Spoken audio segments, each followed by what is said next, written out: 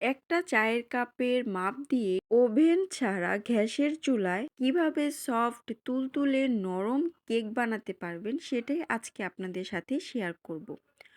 তো আসসালামু আলাইকুম এভরিওয়ান, দিস ইজ রাবেয়া। সবাই কেমন আছেন? আমি প্রতিদিনের মতো আলহামদুলিল্লাহ অনেক ভালো আছি। দেখতেই পাচ্ছেন নিশ্চয়ই একদম সফট এবং তুলতুলে একটা কেক আমি বানিয়েছি শুধু চায়ের কাপের মাপ দিয়ে। তো চলুন কথা না বাড়িয়ে কেক বানাতে চলে যাই। প্রথমে আমি নিয়ে নিব একটা ডিশ, তার মধ্যে নিয়ে নিব ২টা ডিম। ডিমগুলো অবশ্যই ফ্রিজ থেকে আগে নামিয়ে রাখতে হবে যেন ঠান্ডাটা একদম চলে যায়। এরপর ডিম থেকে কুসুমটা আলাদা করে ডিমের সাদা অংশগুলো নিয়ে নিব। এরপর একটা হ্যান্ড ব্লেন্ডারের সাহায্যে এটা ব্লেন্ড করে নিব। বেশ কিছুক্ষণ ধরে ব্লেন্ড করতে হবে যেন ডিমটা একদম ফোমি হয়ে যায়। যখন একদম এইরকম ফোমি হয়ে যাবে তখন দিয়ে দিব এর মধ্যে ১ কাপ পরিমাণের চিনি। চিনিটা দিয়ে আবার একটু ব্লেন্ড করে নিতে হবে। ডিম আর চিনি একসাথে মিক্স করে নিব। বেশ কিছুক্ষণ এইভাবে মিক্সারের সাহায্যে মিক্স করে নিব। যখন এইরকম ফোমি আর আঠালো হয়ে যাবে তখন দিয়ে দিব এর মধ্যে সেই কুসুম দুটো। কুসুম দুটো দিয়ে ভালো করে মিক্স করে নিতে হবে। আর হ্যাঁ, মিক্স করার সময় অবশ্যই দেখতে হবে চিনিটা গলেছে কিনা। চিনিটা যদি দানা দানা থাকে তাহলে কিন্তু কেকের মধ্যে যখন কেকটা চুলায় দেওয়া হবে তখন কেকের মধ্যে পানি ছেড়ে দেওয়ার সম্ভাবনা থাকে। তার জন্য ভালো করে খেয়াল রাখতে হবে যেন চিনিটা গলে যায়। কথা বলতে বলতে আমার কুসুমটাও মিক্স হয়ে গেল। এরপর দিয়ে দিব এর মধ্যে 1/2 কাপ পরিমাণের তেল। তেলটা আপনি ১ কাপ পরিমাণেরও দিতে পারেন, কিন্তু আমি তেল কম দিয়েই সবসময় বানিয়ে থাকি, এর জন্য 1/2 কাপ পরিমাণের তেল দিয়ে নিয়েছি। এরপর দিয়ে দিব এসেন্স। আমি এখানে চকলেট এসেন্সটা ব্যবহার করেছি। আপনারা চাইলে ভ্যানিলা এসেন্সটাও ইউজ করতে পারেন, কোনো সমস্যা নেই। এটা হচ্ছে যার যার ফ্লেভারের উপর ডিপেন্ড করে। তো আমার ঘরে হচ্ছে চকলেট ফ্লেভারটাই অনেক পছন্দ করে, এর জন্য আমি চকলেট এসেন্সটা দিয়ে দিলাম। এরপর এটাকে আবার কিছুক্ষণ ব্লেন্ড করে নিলাম, মানে মিক্স করে নিলাম। ভালো করে মিক্সার শেষ হলে এর মধ্যে দিয়ে দিব সব গুঁড়ো উপকরণগুলো। প্রথমে আমি নিয়েছি ১ কাপ ময়দা। ময়দাটা একটা চালনির মধ্যে ঢেলে নিলাম।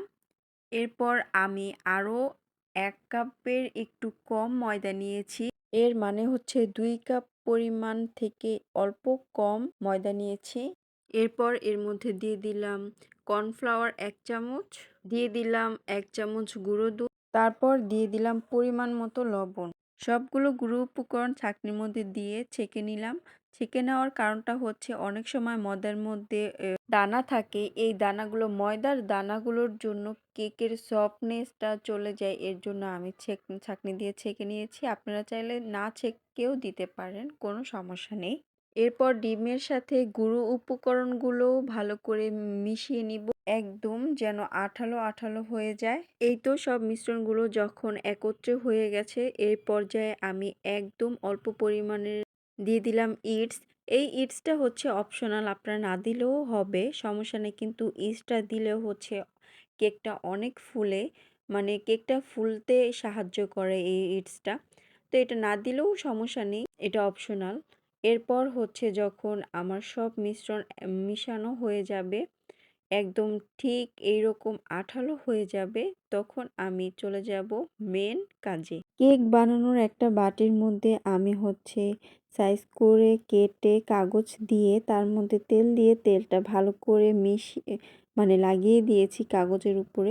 এরপর হচ্ছে কেকের সব মিশ্রণটা বাটির মধ্যে ঢেলে দিলাম। কেকটা সুন্দর একটা আকৃতি করার জন্য এক লেভেলে কেক বানানোর মিশ্রণটা বাটির মধ্যে ঢেলে দিতে হবে যেন একদম কোনো সাইডে আঁকাবাঁকা বা উঁচু নিচু না থাকে। এরপর একটা কড়াই চুলার উপর দিয়ে হালকা গরম করে তার মধ্যে ৩ থেকে ৪টা কাগজ বিছিয়ে দিতে হবে। কাগজ না দিলেও পেপার ব্যবহার করতে পারেন, কোনো সমস্যা নেই। এরপর কড়াইয়ের মধ্যে একটা স্ট্যান্ড বসিয়ে দিয়ে সেই স্ট্যান্ডের উপর কেকের বাটিটা দিয়ে দিতে হবে যেন কোনো সাইডে বাঁকা হয়ে না থাকে, খেয়াল রাখতে হবে। এরপর বাটিটাকে ঢাকনা দিয়ে ঢেকে ভালো করে পুরো কড়াইটাকে ঢাকনা দিয়ে ঢেকে দিতে হবে যেন কোনো সাইড দিয়ে কোনো হাওয়া না বের হয়, মানে ভিতরের তাপ যেন বাহিরে না বের হয়, এটা খেয়াল রাখতে হবে। আর চুলার জালটা একদম লো আঁচে রাখতে হবে। এইভাবে রেখে ১৫-২০ মিনিটের মতো এটাকে ওই চুলায় রেখে দিতে হবে। ১৫-২০ মিনিট পর আমি হচ্ছে ঢাকনাটা একটু উঠিয়ে দেখলাম কেকটা হয়ে গেছে কিনা। তো আমি একটা টুথপিকের সাহায্যে কেকে একটু খোঁচা দিয়ে দেখলাম যে না হয়নি এখনো মাঝখানে প্রায় অনেকটাই কাঁচা আছে। তো এরপর আমি আবার ঢাকনা দিয়ে ঢেকে আরও ১০ থেকে ১৫ মিনিটের মতো ওয়েট করেছিলাম। তো এরপর আমি আবার ঢাকনা উঠিয়ে আবার একটু টুথপিক দিয়ে খোঁচা দিয়ে দেখলাম যে এটা কি পরিপূর্ণভাবে হয়েছে কিনা। আমার চোখের আন্দাজে হয়ে গেছে কিন্তু খোঁচা দিয়ে দেখি না সত্যিই হয়ে গেছে। টুথপিকটা একদম পরিষ্কার বের হয়ে আসলেই বুঝে যাবেন যে আপনার কেক একদম হয়ে গেছে। এই তো দেখুন আমারটা একদম পরিষ্কার হয়ে উঠছে। সো আমার কেক রেডি। এরপর আমি কেকটা নামিয়ে ৫-৬ মিনিটের মতো একটা পেপার দিয়ে এটা ঢেকে রেখেছিলাম।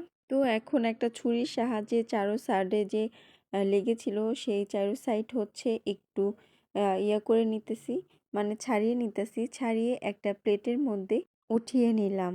এরপর যে কাগজটা দিয়েছিলাম সেই কাগজটা হচ্ছে কেকের উপর থেকে তুলে নিব। কাগজ তুলে নেওয়ার পর দেখুন কেকটা কি সফট, কি পরিমাণে সফট আর কি পরিমাণে নরম হয়েছে।